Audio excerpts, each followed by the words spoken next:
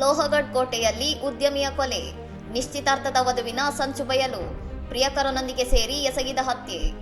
ಪುಣೆಯ 26 ವರ್ಷದ ಉದ್ಯಮಿ ಕೇತನ್ ಅಗರ್ವಾಲ್ ಅವರ ಸಾವು ಆಕಸ್ಮಿಕ ಅಪಘಾತವಲ್ಲ, ಬದಲಾಗಿ ಅವರ ನಿಶ್ಚಿತಾರ್ಥ ವಧು ಸಿಯಾ ಗೋಯಲ್ ಮತ್ತು ಆಕೆಯ ಪ್ರಿಯಕರ ಚೇತನ್ ಚೌಧರಿ ರೂಪಿಸಿದ ಯೋಜಿತ ಕೊಲೆ ಎಂದು ಪೊಲೀಸ್ ತನಿಖೆಯಿಂದ ದೃಢಪಟ್ಟಿದೆ.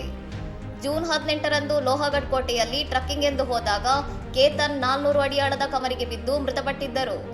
ಆರಂಭದಲ್ಲಿ ಇದನ್ನು ಬಲವಾದ ಗಾಳಿಯಿಂದಾದ ಆಕಸ್ಮಿಕ ಸಾವು ಎಂದು ಬಿಂಬಿಸಲಾಗಿತ್ತು. ಮೃತ ಕೇತನ್ ಅವರ ಕುಟುಂಬದವರ ಅನುಮಾನ ಮತ್ತು ತಾಂತ್ರಿಕ ಸಾಕ್ಷ್ಯಗಳನ್ನು ಪರಿಶೀಲಿಸಿದ ಪೊಲೀಸರಿಗೆ ಸಿಯಾ ಮತ್ತು ಚೇತನ್ ನಡುವಿನ 2,000ಕ್ಕೂ ಹೆಚ್ಚು ಫೋನ್ ಕರೆಗಳು ಮತ್ತು ಕೊಲೆಯ ದಿನದ ಶಂಕಿತ ಚಲನವಲನಗಳು ಪಿತೂರಿಯನ್ನು ಬಯಲುಗೊಳಿಸಿವೆ. ಕೇತನ್ನನ್ನು ಮದುವೆಯಾಗಲು ಇಷ್ಟವಿಲ್ಲದ ಸಿಯಾ ಆತನನ್ನು ಇಲ್ಲವಾಗಿಸಲು ಮೊದಲಿನಿಂದಲೂ ಯೋಜನೆ ರೂಪಿಸಿದ್ದರು.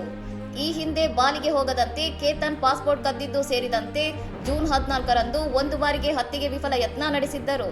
ಜೂನ್ 18ರಂದು ಸಿಯಾ ತನ್ನ ಹುಟ್ಟುಹಬ್ಬದ ಪಿಕ್ನಿಕ್ ನೆಪದಲ್ಲಿ ಕೇತನ್ನನ್ನು ಮತ್ತೆ ಅದೇ ಕೋಟೆಗೆ ಕರೆದೊಯ್ದು ಅಲ್ಲಿ ಕಾಯುತ್ತಿದ್ದ ಪ್ರಿಯಕರ ಚೇತನ್ನೊಂದಿಗೆ ಸೇರಿ ಕೇತನ್ನನ್ನು ತಳ್ಳಿ ಕೊಲೆಗೈದಿದ್ದಾರೆ ಎಂದು ಪೊಲೀಸರು ತಿಳಿಸಿದ್ದಾರೆ.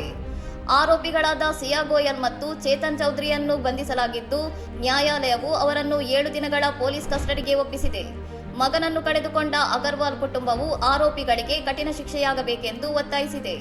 ಇನ್ನಷ್ಟು ಸುದ್ದಿಗಳಿಗಾಗಿ ನೋಡ್ತಾ ಇರಿ ಸೌರಂ ಟಿವಿ.